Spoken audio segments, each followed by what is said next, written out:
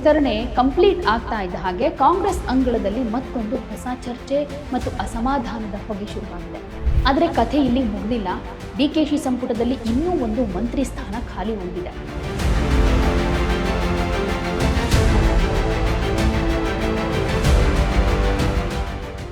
CM DK Shivakumar ಅವರ ರಾಜಕೀಯ ತಂತ್ರಜ್ಞಾನದಲ್ಲಿ ಯಾರಿಗೆ ಒಲಿಯುತ್ತೆ ಈ ಕೊನೆಯ ಮಂತ್ರಿಗಿರಿ ಅನ್ನೋದ್ರ ಬಗ್ಗೆ ಕುತೂಹಲ ಇದೆ. ಕಾಂಗ್ರೆಸ್ ಹೈಕಮಾಂಡ್ ಮಟ್ಟದಲ್ಲಿ ದಲಿತ ಪ್ರಾತಿನಿಧ್ಯ ಮತ್ತು ಮಹಿಳಾ ಪ್ರಾತಿನಿಧ್ಯ ಎರಡೂ ಅತ್ಯಂತ ನಿರ್ಣಾಯಕ.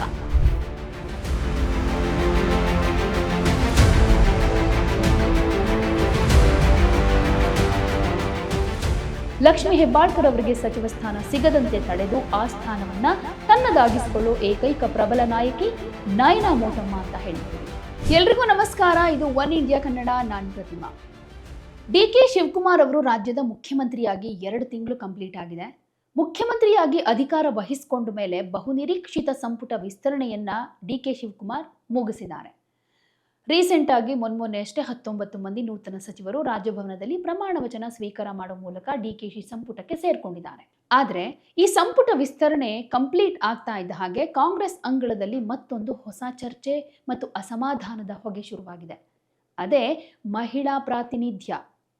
19 ಸಚಿವರ ಪಟ್ಟಿಯಲ್ಲಿ ಸೂಕ್ತ ಮಹಿಳಾ ಪ್ರಾತಿನಿಧ್ಯ ಸಿಕ್ಕಿಲ್ಲ ಅನ್ನೋ ಆರೋಪ ಹಾಗೆ ಅಸಮಾಧಾನಗಳು ಪಕ್ಷದ ಒಳಗಿನಿಂದಷ್ಟೇ ಅಲ್ಲ, ಸಾರ್ವಜನಿಕ ವಲಯದಲ್ಲೂ ಕೂಡ ಕೇಳಿಬರ್ತಾ ಇದೆ. ಆದರೆ ಕಥೆ ಇಲ್ಲಿ ಮುಗಿದಿಲ್ಲ. ಡಿಕೆಶಿ ಸಂಪುಟದಲ್ಲಿ ಇನ್ನೂ ಒಂದು ಮಂತ್ರಿ ಸ್ಥಾನ ಖಾಲಿ ಉಳಿದಿದೆ. ಹೈಕಮಾಂಡ್ ರೆಡಿ ಮಾಡಿದ 20 ಜನರ ಪಟ್ಟಿಯಲ್ಲಿ MLC ಗಾಯತ್ರಿ ಶಾಂತೇಗೌಡ ಅವರ ಹೆಸರಿತ್ತು. ಆದರೆ ಕೊನೆ ಕ್ಷಣದ ರಾಜಕೀಯ ತಂತ್ರಗಾರಿಕೆ, ಜಗಳ ಹಾಗೆ ಲೆಕ್ಕಾಚಾರಗಳಿಂದ ಅವರ ಪ್ರಮಾಣ ವಚನಕ್ಕೆ ತಡೆ ಬಿತ್ತು. ಪರಿಣಾಮ ಈಗ ಆ ಒಂದು ಖಾಲಿ ಸ್ಥಾನಕ್ಕೆ ಕಾಂಗ್ರೆಸ್ನ ಪ್ರಭಾವಿ ಮಹಿಳಾ ನಾಯಕಿಯರ ಮಧ್ಯೆ ತೀವ್ರ ಪೈಪೋಟಿ ಶುರುವಾಗಿದೆ. ವಿಧಾನಸೌಧದ ಸಿಎಂ ಕೊಠಡಿಯಲ್ಲಿ ಗಾಯತ್ರಿ ಶಾಂತೇಗೌಡ ಅವರು ಸಿಎಂ ಡಿಕೆ ಶಿವಕುಮಾರ್ ಅವರನ್ನ ಭೇಟಿ ಮಾಡಿ ತಮ್ಮ ಹಕ್ಕೊತ್ತಾಯವನ್ನ ಮಂಡಿಸಿದ್ದಾರೆ. ಇನ್ನೊಂದು ಕಡೆ ನಯನಾ ಮೋಟಮ್ಮ, ಉಮಾಶ್ರೀ, ಲಕ್ಷ್ಮಿ ಹೆಬ್ಬಾಳ್ಕರ್ ಮತ್ತು ಅನ್ನಪೂರ್ಣ ತುಕಾರಾಮ್ ಅವರು ಕೂಡ ಈ ರೇಸ್ನಲ್ಲಿ ಮುಂಚೂಣಿಯಲ್ಲಿದ್ದಾರೆ. ಹಾಗಾದ್ರೆ ಈ 5 ನಾಯಕಿಯರ ಪ್ಲಸ್ ಪಾಯಿಂಟ್ಗಳೇನು, ಮೈನಸ್ ಪಾಯಿಂಟ್ಗಳೇನು?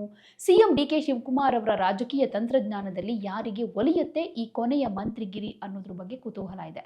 ಸೊ ಇದ್ರ ಬಗ್ಗೆ ಒಂದಷ್ಟು ವಿವರವಾಗಿ ವಿಶ್ಲೇಷಣೆಯನ್ನ ಮಾಡೋದಾದ್ರೆ, ಮೊದಲಿಗೆ ನಾವು ಚರ್ಚೆ ಮಾಡಬೇಕಾಗಿರೋ ಹೆಸರು MLC ಗಾಯತ್ರಿ ಶಾಂತೇಗೌಡ ಅವ್ರ ಬಗ್ಗೆ. ಹೈಕಮಾಂಡ್ ಮೊದಲು ರೆಡಿ ಮಾಡಿದ 20 ಜನರ ಪಟ್ಟಿಯಲ್ಲಿ ಗಾಯತ್ರಿ ಶಾಂತೇಗೌಡ ಅವರ ಹೆಸರು ಫೈನಲ್ ಆಗಿತ್ತು. ಆದರೆ ಕೊನೆ ಕ್ಷಣದಲ್ಲಿ ರಾಜಭವನದಲ್ಲಿ ನಡೆದಂತಹ ರಾಜಕೀಯ ಮೇಲಾಟಗಳಿಂದಾಗಿ ಅವರ ಹೆಸರು ಕೈತಪ್ಪು ಹೋಯಿತು.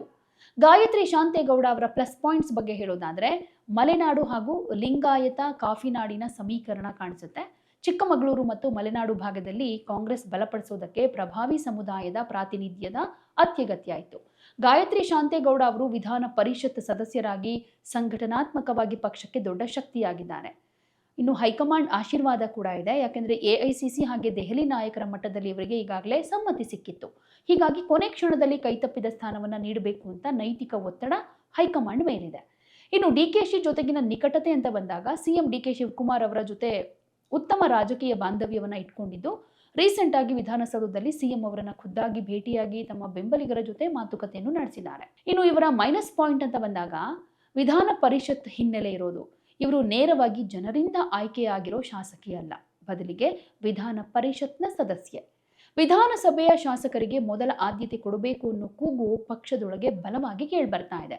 ಇನ್ನು ಕ್ಷೇತ್ರದಲ್ಲೂ ಒಂದಷ್ಟು ವಿರೋಧ ಅಂತ ಬಂದಾಗ ಮಲೆನಾಡು ಭಾಗದಲ್ಲಿ ಪ್ರಾದೇಶಿಕ ಸಮತೋಲನವನ್ನ ಕಾಯ್ದುಕೊಳ್ಳುವಲ್ಲಿ ಸ್ಥಳೀಯ ನಾಯಕರ ಆಕ್ಷೇಪಣೆಗಳು ಕೊನೆ ಕ್ಷಣದಲ್ಲಿ ಇವರ ಪ್ರಮಾಣ ವಚನಕ್ಕೆ ಅಡ್ಡಿಯಾದವು ಅಂತ ಹೇಳಲಾಗ್ತಾ ಇದೆ. ಇನ್ನು 2ನೇ ಹೆಸರು ಮೂಡಿಗೆರೆ ಕ್ಷೇತ್ರದ ಶಾಸಕಿ ನಯನಾ ಮೋಟಮ್ಮ. ಮಾಜಿ ಸಚಿವೆ ಮೋಟಮ್ಮ ಅವರ ಪುತ್ರಿಯಾಗಿರೋ ನಯನಾ ಯುವ ಹಾಗೂ ಶಿಕ್ಷಣವಂತೆ ನಾಯಕಿಯಾಗಿ ಗುರುತಿಸಿಕೊಂಡಿದ್ದಾರೆ. ನಯನಾ ಮೋಟಮ್ಮ ಪ್ಲಸ್ ಪಾಯಿಂಟ್ಸ್ ಬಗ್ಗೆ ಹೇಳೋದಾದ್ರೆ, ದಲಿತ ಮತ್ತು ಯುವ ಪ್ರಾತಿನಿಧ್ಯ ಅನ್ನೋ ಅಡಿಯಲ್ಲಿ ನಯನಾ ಮೋಟಮ್ಮ ದಲಿತ ಸಮುದಾಯದ ಯುವ ಶಾಸಕಿ. ಸಂಪುಟದಲ್ಲಿ ಯುವಕರಿಗೆ ಹಾಗೆ ದಲಿತ ಮಹಿಳೆಯರಿಗೆ ಪ್ರಾತಿನಿಧ್ಯ ನೀಡಬೇಕು ಅನ್ನೋ ವಾದ ಬಂದಾಗ ಇವರ ಹೆಸರು ಮೊದಲ ಸಾಲಲ್ಲಿ ನಿಲ್ಲುತ್ತೆ. ಉತ್ತಮ ವಾಗ್ದಾಳಿ ಹಾಗೆ ಕಾನೂನು ಹಿನ್ನೆಲೆ ಇರೋದ್ರಿಂದ ವೃತ್ತಿಯಲ್ಲಿ ವಕೀಲ ಇವರು. ಸೊ ವಿಧಾನಸಭೆಯಲ್ಲಿ ಹಾಗೆ ಮಾಧ್ಯಮದ ಚರ್ಚೆಗಳಲ್ಲಿ ಪಕ್ಷದ ಪರವಾಗಿ ಪ್ರಬಲವಾಗಿ ಧ್ವನಿ ಎತ್ತಬಲ್ಲರು. ತಾಯಿಯ ಪಾರಂಪರಿಕ ಬೆಂಬಲ ಕೂಡ ಇದೆ. ಹಿರಿಯ ನಾಯಕಿ ಮೋಟಮ್ಮ ಅವರ ರಾಜಕೀಯ ಹಿನ್ನೆಲೆ ಹಾಗೆ ಹೈಕಮಾಂಡ್ ಮಟ್ಟದಲ್ಲಿರೋ ಹಳೆ ಬಾಂಧವ್ಯ ನಯನಾ ಮೋಟಮ್ಮ ಅವರಿಗೆ ಪ್ಲಸ್ ಪಾಯಿಂಟ್ ಆಗುತ್ತೆ. ಇನ್ನು ಇವರ ಮೈನಸ್ ಪಾಯಿಂಟ್ ಅಂತ ಹೇಳೋದಕ್ಕೆ ಬಂದ್ರೆ, ಮೊದಲ ಬಾರಿಯ ಶಾಸಕಿ ಅನ್ನೋದು ಹಿರಿಯ ಶಾಸಕರೇ ಸಚಿವ ಸ್ಥಾನಕ್ಕೆ ಕಾಯ್ತಾ ಇರಬೇಕಾದ್ರೆ ಮೊದಲ ಬಾರಿಗೆ ಶಾಸಕಿಯಾಗಿರೋ ನಯನಾ ಅವರಿಗೆ ತಕ್ಷಣವೇ ಮಂತ್ರಿಗಿರಿ ಕೊಡೋದಕ್ಕೆ ಕೆಲವು ನಾಯಕರು ಅಪಸ್ವರ ಎತ್ತಬಹುದು. ಇನ್ನು ಚಿಕ್ಕಮಗಳೂರು ಜಿಲ್ಲೆಯ ಪ್ರಾದೇಶಿಕ ಲೆಕ್ಕಾಚಾರ ಅಂತ ಬಂದಾಗ ಅದೇ ಜಿಲ್ಲೆಯ ಇತರ ನಾಯಕರ ಪೈಪೋಟಿ ಹಾಗೆ ಸಮೀಕರಣ ನಯನಾ ಅವರಿಗೆ ಸವಾಲಾಗಬಹುದು. ಮೂರನೇ ಪ್ರಮುಖ ನಾಯಕಿ ಎಂಎಲ್ಸಿ ಹಾಗೂ ಮಾಜಿ ಸಚಿವೆ ಉಮಾಶ್ರೀ. ಸಿದ್ದರಾಮಯ್ಯ ಸಂಪುಟದಲ್ಲಿ ಸಚಿವೆಯಾಗಿ ಕಾರ್ಯನಿರ್ವಹಿಸಿದ ಅನುಭವ ಇವರಿಗಿದೆ. ಉಮಾಶ್ರೀ ಅವರ ಪ್ಲಸ್ ಪಾಯಿಂಟ್ಸ್ ಬಗ್ಗೆ ಹೇಳೋದಾದ್ರೆ ಆಡಳಿತಾತ್ಮಕ ಅನುಭವ. ಈ ಹಿಂದೆ ಕನ್ನಡ ಮತ್ತು ಸಂಸ್ಕೃತಿ ಹಾಗೂ ಮಹಿಳಾ ಮತ್ತು ಮಕ್ಕಳ ಕಲ್ಯಾಣ ಸಚಿವೆಯಾಗಿ ಯಶಸ್ವಿಯಾಗಿ ಕಾರ್ಯನಿರ್ವಹಿಸಿರೋ ಅನುಭವ ಇದೆ. ಹಿಂದುಳಿದ ವರ್ಗಗಳ ಬೆಂಬಲ ಕೂಡ ಇದೆ. ಹಿಂದುಳಿದ ನೇಕಾರ ಸಮುದಾಯಕ್ಕೆ ಸೇರಿದ ಉಮಾಶ್ರೀ ಅವರಿಗೆ ಸಚಿವ ಸ್ಥಾನ ಕೊಟ್ರೆ ಆ ಸಮುದಾಯವನ್ನ ಓಲೈಸಿದಂತಾಗುತ್ತೆ. ಸಂಘಟನಾತ್ಮಕ ಸಾಮರ್ಥ್ಯ ಅಂತ ಬಂದಾಗ ಪಕ್ಷದ ಪರವಾಗಿ ನಿರಂತರ ಪ್ರಚಾರ ಮತ್ತು ನಟಿಯಾಗಿ ಹೊಂದಿರೋ ಜನಪ್ರಿಯತೆ ಇವರ ಬಲ. ಇನ್ನು ಮೈನಸ್ ಪಾಯಿಂಟ್ಸ್ ಅಂತ ಬಂದ್ರೆ ನೇರವಾಗಿ ಇವರು ಶಾಸಕಿಯಲ್ಲ. ಗಾಯತ್ರಿ ಶಾಂತೇಗೌಡ ಅವರ ರೀತಿನೇ ಇವರು ಕೂಡ ಎಂಎಲ್ಸಿ ಆಗಿರೋದು ಹಿನ್ನಡೆಯಾಗಬಹುದು. ನೇರವಾಗಿ ಚುನಾಯಿತರಾದ ಶಾಸಕಿಯರಿಗೆ ಆದ್ಯತೆ ಕೊಡಬೇಕು ಅನ್ನೋ ಒತ್ತಡ ಕೂಡ ಇದೆ. ಇನ್ನು ಬದಲಾದ ರಾಜಕೀಯ ನಾಯಕತ್ವ ಅಂತ ಬಂದಾಗ ಉಮಾಶ್ರೀ ಅವರು ಸಿದ್ದರಾಮಯ್ಯನವರ ಆಪ್ತ ವಲಯದಲ್ಲಿ ಗುರುತಿಸಿಕೊಂಡವರು. ಈಗ ಮುಖ್ಯಮಂತ್ರಿ ಡಿಕೆ ಶಿವಕುಮಾರ್ ಅವರ ಸಂಪುಟ ಆಗಿರೋದ್ರಿಂದ ಡಿಕೆ ಶಿವಕುಮಾರ್ ತಮ್ಮದೇ ಆದ ಹೊಸ ನಾಯಕತ್ವ ಸಮೀಕರಣಕ್ಕೆ ಆದ್ಯತೆ ನೀಡೋ ಸಾಧ್ಯತೆ ಇದೆ ಅಂತ ಹೇಳ್ಬೋದು. ನಾಲ್ಕನೇ ಮತ್ತು ಅತ್ಯಂತ ಪ್ರಭಾವಿ ಹೆಸರು ಯಾವುದು ಅಂದ್ರೆ ಬೆಳಗಾವಿ ಗ್ರಾಮೀಣ ಕ್ಷೇತ್ರದ ಶಾಸಕಿ ಲಕ್ಷ್ಮಿ ಹೆಬ್ಬಾಳ್ಕರ್. ಇವರ ಒಂದಷ್ಟು ಪ್ಲಸ್ ಪಾಯಿಂಟ್ಸ್ ಬಗ್ಗೆ ಹೇಳೋದಾದ್ರೆ ಡಿಕೆಶಿ ಆಪ್ತ ವಲಯದಲ್ಲಿ ಗುರುತಿಸಿಕೊಂಡಿದ್ದಾರೆ. ಡಿಕೆ ಶಿವಕುಮಾರ್ ಅವರ ಅತ್ಯಂತ ನಿಕಟವರ್ತಿ ಹಾಗೂ ರಾಜಕೀಯವಾಗಿ ಕಷ್ಟದ ಸಮಯದಲ್ಲಿ ಜೊತೆಗಿದ್ದ ನಾಯಕಿ. ಡಿಕೆ ಶಿವಕುಮಾರ್ ಸಿಎಂ ಆಗಿರುವಾಗ ಲಕ್ಷ್ಮಿ ಹೆಬ್ಬಾಳ್ಕರ್ ಅವರಿಗೆ ಸಂಪುಟದಲ್ಲಿ ಸ್ಥಾನ ನೀಡೋದು ಸಹಜ ಅನ್ನೋ ಲೆಕ್ಕಾಚಾರ ಇತ್ತು. ಆದರೆ ಸದ್ಯಕ್ಕಂತೂ ಅದಾಗಿಲ್ಲ. ಮುಂದಿನ ದಿನಗಳಲ್ಲಿ ಗೊತ್ತಿಲ್ಲ. ಉತ್ತರ ಕರ್ನಾಟಕ ಹಾಗೆ ಪಂಚಮಸಾಲಿ ಪ್ರಭಾವ ಇದೆ.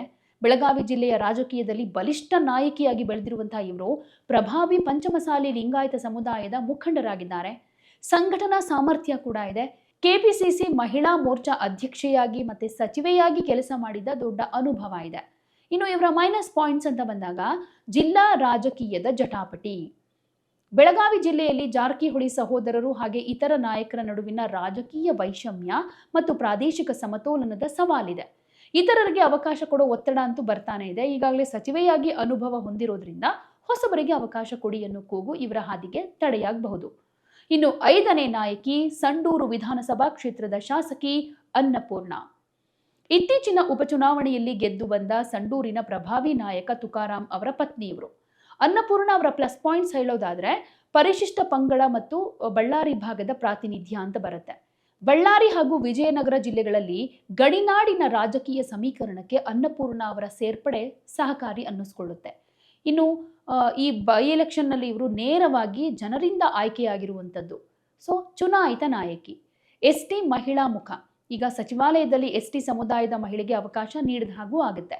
ಇನ್ನು ಇವರ ಮೈನಸ್ ಪಾಯಿಂಟ್ಸ್ ಅಂತ ಬಂದ್ರೆ ಸಂಸದೀಯ ಅನುಭವದ ಕೊರತೆ ಇದೆ. ಶಾಸಕಿಯಾಗಿ ರೀಸೆಂಟ್ ಆಗಿ ವಿಧಾನಸಭೆಗೆ ಪ್ರವೇಶ ಮಾಡಿರೋದ್ರಿಂದ ಆಡಳಿತಾತ್ಮಕವಾಗಿ ಅನುಭವದ ಕೊರತೆ ಇದೆ. ಇನ್ನು ಕುಟುಂಬ ರಾಜಕೀಯದ ಆರೋಪ ಅಂತೂ ಬಂದೇ ಬರುತ್ತೆ.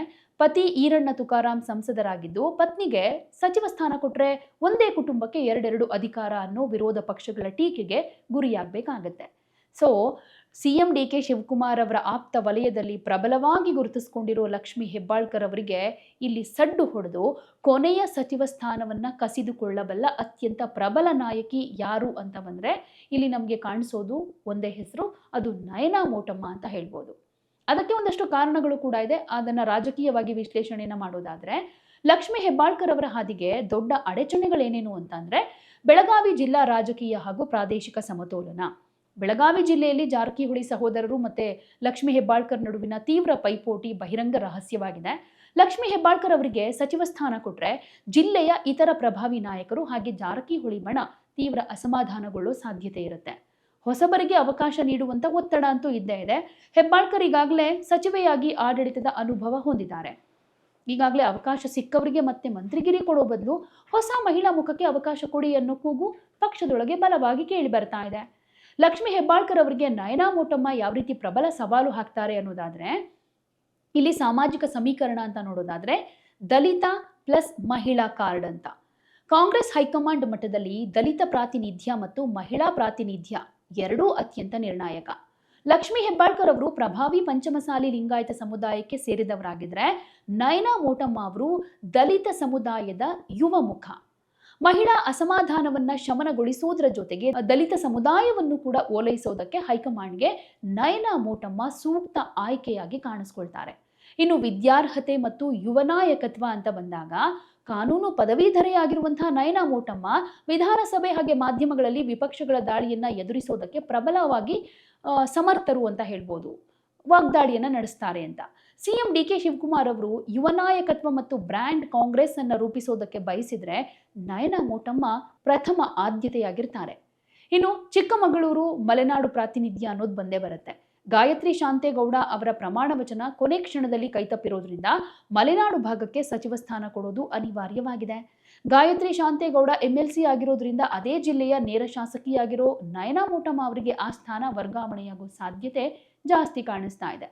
ಇನ್ನು ಹೈಕಮಾಂಡ್ ನಂಟಿನ ಪಾರಂಪರಿಕ ಶಕ್ತಿ ಅಂತ ಆಗ್ಲೇ ಹೇಳಿದೆ. ಮಾಜಿ ಸಚಿವೆ ಮೋಟಮ್ಮ ಅವರ ಪುತ್ರಿಯಾಗಿರೋದ್ರಿಂದ ಗಾಂಧಿ ಕುಟುಂಬ ಹಾಗೆ ದೆಹಲಿ ಹೈಕಮಾಂಡ್ ಮಟ್ಟದಲ್ಲಿ ಇವರಿಗಿರೋ ಹಳೆಯ ಬಾಂಧವ್ಯ ಹಾಗೆ ರಾಜಕೀಯ ಹಿನ್ನೆಲೆ ಲಕ್ಷ್ಮೀ ಹೆಬ್ಬಾಳ್ಕರ್ ಅವರ ಆಪ್ತತೆಗೆ ತಕ್ಕ ಸಡ್ಡು ಹೊಡಿಬಹುದು ಅಂತ.